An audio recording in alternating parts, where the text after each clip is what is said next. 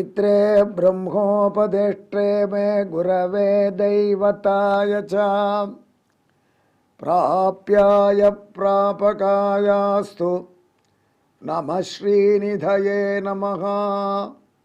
नमो वेंकटेशाय।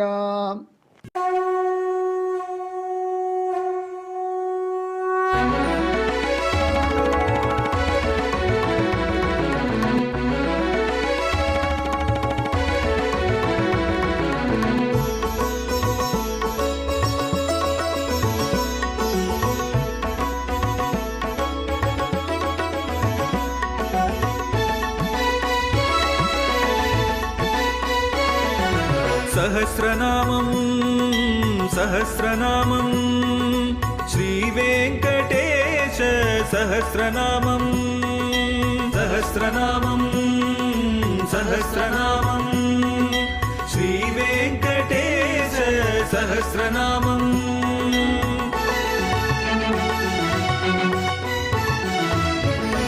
உலகில் கலிவினை தோஷம் அகற்றும் நாமம் சஹஸ்ரநாமம். உயர்வுகளை வாழ்வில் அளிக்கும் நாமம் சஹஸ்ரநாமம். திருமலையில் தினம் அர்ச்சனை நடைபெறும் நாமம் சஹஸ்ரநாமம். திருவேங்கடனின் தரிசனம் காட்டும் நாமம் சஹஸ்ரநாமம்.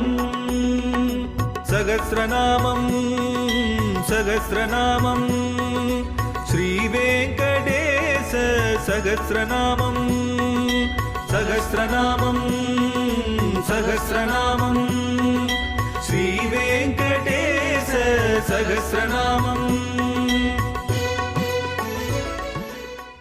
திருவேங்கடமுடையானுடைய திவ்ய சகஸ்ரநாமத்திலே நாம் இப்பொழுது 73வது திருநாமத்தை அனுபவிக்கப் போகிறோம்.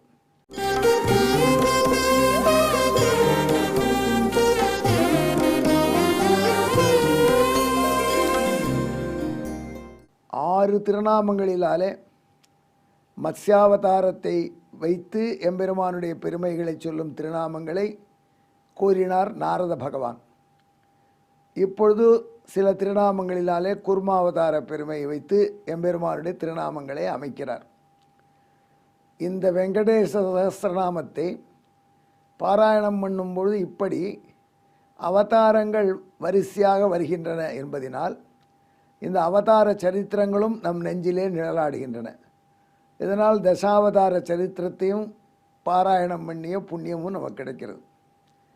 ஸ்ரீ விஷ்ணு சகஸ்ரநாமத்துக்கு உரை எழுத புகுந்த பராசர பட்டர் இந்த வெங்கடேச சகஸ்ரநாம அமைப்பை வைத்துதான் விஷ்ணு சகஸ்ரநாமத்திலே ஆங்காங்கே சில திருநாமங்களின் தொகுப்பிலே சில அவதாரங்கள் குறிப்பிடப்படுகின்றன என்று விளக்கியிருந்தார் போலும். இது நிற்க இப்பொழுது நாம் முராரி என்கிற கவியை பற்றி கொஞ்சம் தெரிந்து கொள்வோம். ஏன் எதற்காக முராரியை பற்றி இப்போ சொல்கிறேன்னா, நமக்கு இந்த திருநாமம் 73வது திருநாமம் நன்கு மனதில் பதிய அவர் சொல்லக்கூடிய கருத்து பயன்படுகிறது. முராரி சமஸ்கிருதத்தில் ஒரு பெரிய கவி. அனர்கராகவம் என்கிற நாடகம் எழுதியிருக்கார் அவர். அதன் முன்னுரையில் ஒரு விஷயம் சொல்கிறார்.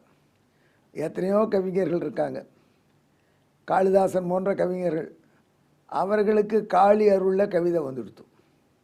ஆனால் ஆச்சாரியன் திருவடிவாரத்தில் உட்கார்ந்து குருகுலத்தில் பணிவிடை செய்து கஷ்டப்பட்டு அதன் மேல் அறிவை பெற்ற கவிஞனுக்கு சிறப்பு ஜாஸ்திங்கிறார் அவர். அவர் என்ன சொல்கிறார், வானரங்கள்லாம் கடலை கடந்தது ராமாயணத்தில் பார்க்குறோம், ராமச்சரித்திரத்தில். ஆனால் வானரங்களுக்கு கடலின் ஆழம் தெரியுமா? அதுவும் ராமர் அருள்னால் ஒரு சேது கட்ட சேதுவில் நடந்து கடலை கக்கரைக்கு போயிடுது. அதில் வானரங்களுக்கு கடலை கடந்தாலும் கடலின் ஆழம் தெரியாது. அதே போல் மற்ற கவிஞர்களுக்கெல்லாம் ஏதோ தெய்வ சக்தியிலோ தெய்வ அருள்னாலேயே மட்டும் கவிதை எழுத வந்து விட்டதுனால அவர்கள் இந்த இலக்கியத்தினுடைய ஆழத்தை கண்டார்கள் என்று சொல்ல முடியாது. ஆனால் மந்தரமலை என்று ஒரு மலை, அதைத்தான் வைத்துக்கொண்டு திருப்பார்கடலை கடைந்தார்கள் தேவர்களும் அசுரர்களும். மத்தாக விளங்கிய அந்த மந்தரமலையை மந்தாச்சலம் என்று சொல்வது வழக்கம். அந்த மந்தாச்சலம் இருக்கிறதே, மத்தாக இருந்த மலை அதுதான் சமுத்திரத்தின் கீழே வரை போய் நின்றது. அதற்குத்தான் சமுத்திரத்தின் ஆழம் தெரியும். அதை போல குருகுலத்திலே பாடுபட்ட என்னை போன்ற கவிஞனுக்குத்தான் இந்த இலக்கியத்தின் ஆழம் தெரியும், கலைவாணியின் ஆழம் தெரியும் அப்படின்னு சொல்கிறார் முராரி கவி. அது ஏன் அப்படி சொல்கிறார் அப்படின்னா, அந்த குழுமாவதார வரலாற்றை நினைத்து தான் சொல்கிறார். அவர் கருத்தை சொல்வதற்கு இது உபமானாக கொடுத்தார். ஆனால் இந்த மந்தரமலையை போட்டு தேவர்கள் கடைந்து கொண்டிருக்கும் பொழுது மலை மிக ஆழமான கடலில் கீழே போயிடுது. இந்த மத்து கீழே போயிடுத்துனா கடைவது எப்படி? திருமால் சொன்னால் மந்தரமலையை மத்தாக நடுங்கள், வாசியை கயிறாக வைத்து கடையுங்கள், நானும் உங்களோட கூட வந்து கடைகிறேன்னு சொல்லி கடைஞ்சின்ட்டுருக்கான். ஆனால் இது திடீர்னு பார்த்தா மந்தரமலை கீழே இறங்கி இறங்கி இறங்கி சமுத்திரத்தில் மூழ்கும் போல இருக்கு. அப்புறம் எப்படி கடைவது என்று தேவர்கள் கலங்கினார்கள். கலக்கம் வரும்பொழுது திருவேங்கடமுடையானத்தானே சரணமடையணும். அதனால் தேவர்கள் எம்பெருமானை சரண் புகுந்தார்கள். உடனே எம்பெருமான் ஒரு பெரிய காரியம் செய்தான். நாங்கள் இதை பற்றி முன்னாடி உங்களுக்கு சுருக்கமாக சொல்லியிருக்கேன். இந்த இன்ஜினியர்கள் த்ரஸ்ட் பேரிங்னு ஒன்று வைப்பாங்க. அந்த பேரிங் மீது வச்சு தான் ஷாஃப்ட் நல்லா சுழலும். அதை போல் எம்பெருமான் அவன்தான் ஆதிக்கவி, அவன்தான் ஆதி இன்ஜினியரும் கூட. அதனால் எம்பெருமான் என்ன செஞ்சான், இதுக்கு ஒரு த்ரஸ்ட் பேரிங் போட்டால் இந்த மலை நன்றாக சுழலும், கீழே விழாமல் சுழலும். அதற்காக ஒரு பேரிங் போடணும் சமுத்திரத்தின் ஆழத்திலிருந்து இந்த மலை இருக்கிற பகுதி வரைக்கும். அதற்கு எங்கே போகிறது பேரிங்க்கு? அது தானாகவே ஆனான். அதற்கேற்றபடி மாபெரும் கூர்மமாக ஆனான். கூர்மமாகிற ஆமை இருக்கே, ஆமையினுடைய மேலே ஓடு, அது மேலே அந்த மலை நின்றது. அந்த மலையை வைத்து இவங்களை சுழன்ற பொழுது பகவானுக்கு ரொம்ப சுகமாக இருந்துதான். நான் கூட ஃபிசியோதெரப்பிக்கு போகிறச்சே சில பேர் செய்வாங்க, கரண்ட் அப்படி பாஸ் பண்ணுவாங்க பின்னாடி. அந்த கரண்ட்டு பின்னாடி செல்லும் பொழுது வலிக்கு எதமாக இருக்கும். அந்த மாதிரி இந்த மூவுலகமும் சுமந்த திருமாலுக்கு அவன் வலிக்கு எதமாக ஃபிசியோதெரப்பி செய்வது போல இந்த மலை மேலே சுழன்று வந்தது என்று ரசிக்கிறார்கள். அது இருக்கட்டும். அப்படி எம்பெருமான் வீழ்ந்து கொண்டிருக்கிற மந்திரமலையை தாங்கி பிடித்து தூக்கினான். ஆகையினால மத்தாக இருந்த ஒன்று மட்டும் ஞாபகம் வைத்துக் கொள்ளுங்கள், அந்த மலைக்கு மந்தரம் என்று ஒரு பெயர், இன்னொன்று பெயர் மந்தம் என்று. ரெண்டுத்துக்கு என்ன வித்தியாசம்? மந்தரம் என்று சொல்லும் பொழுது அந்த மலையினுடைய பெயர், மந்தம் என்று சொல்லும் பொழுது மத்து என்ற பொருளிலே மத்தாக இருந்த மலையே மந்தமலை, மந்தாச்சலம்ங்கிறோம். அந்த மந்தாச்சலமானது விழுந்து கொண்டிருக்கும் பொழுது திருவேங்கடமுடையான் தான் ஆமையாகி அதை தாங்கி நிறுத்தி தேவர்களும் அசுரர்களும் கடைந்து அமுதத்தை கொண்டுவதற்கு உதவி செய்தருளினான். ஆகையினால திருவேங்கடமுடையானுக்கு ஒரு திருநாமம் நாரத பகவான் சொல்கிறார். அது என்னன்னா பதன் மந்த தாரகா, விழுந்து கொண்டிருக்கிற மத்தை தூக்கி தாங்கி பிடித்த பெருமான். இதுவரைக்கும் நான் சொன்ன இந்த கருத்தை சுருக்கி வாய்ப்பாட்டு ஸ்லோகமாக உங்களுக்கு காண்பிக்கிறேன். திரையிலே பாருங்கள், வாசிக்கிறேன், காதாலே கேளுங்கள்.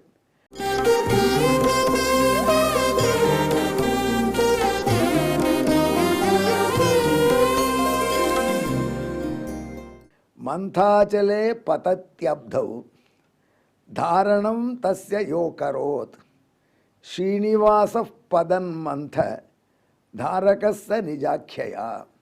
ஸ்ரீனிவாச பெருமான் விழுந்து கொண்டிருக்கிற மந்தர மலையை தாங்கி பிடித்ததுனால பதன் மந்த தாரகா என்று திருநாமம் பெற்றான். இந்த திருப்பார்கடலை கடவதிலே அவருக்கு பெரிய சுயநலம் இருந்தது. ஏனென்றால் லக்ஷ்மி தேவியும் துர்வாச சாபத்தினாலே தேவர்களை விட்டு அகன்றது போல தேவர்களில் ஒருவனாக இருக்கக்கூடிய திருமாலின் திருமார்பை விட்டு அகன்றிருந்தது போல நடித்தாள். அவளை பெறுவதற்கு தான் பெரும் பாடுபட்டேன் என்பது உலக உணர வேண்டும் என்று எம்பெருமான் இந்த லீலையை செய்தான். மனைவியை பெறுவது என்பது பெரிய தவம். எம்பெருமான் அதை நன்கு அனுஷ்டித்து காண்பிச்சிருக்கான்.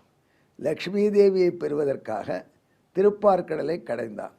திருப்பார்கடல் ஆசைப்பட்டது நீ என் மகளாக வேண்டும் என்று. அதற்கு லக்ஷ்மி இணங்கி இருந்தாள்.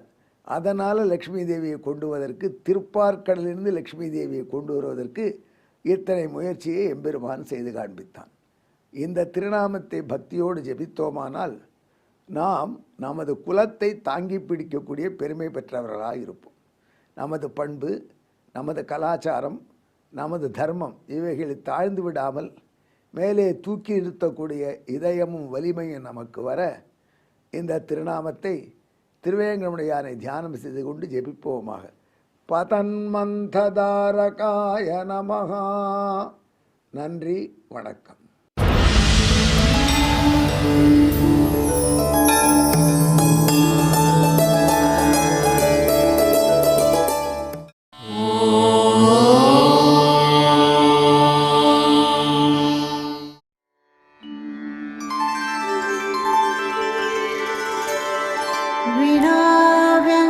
विनाव्यङ्कटेशं ननाथो ननाथः सदा व्यङ्कटेशं स्मरामि स्मरामि. हरे व्यङ्कटेश प्रसीद प्रसीद. प्रियं वेङ्कटेश प्रयच्छ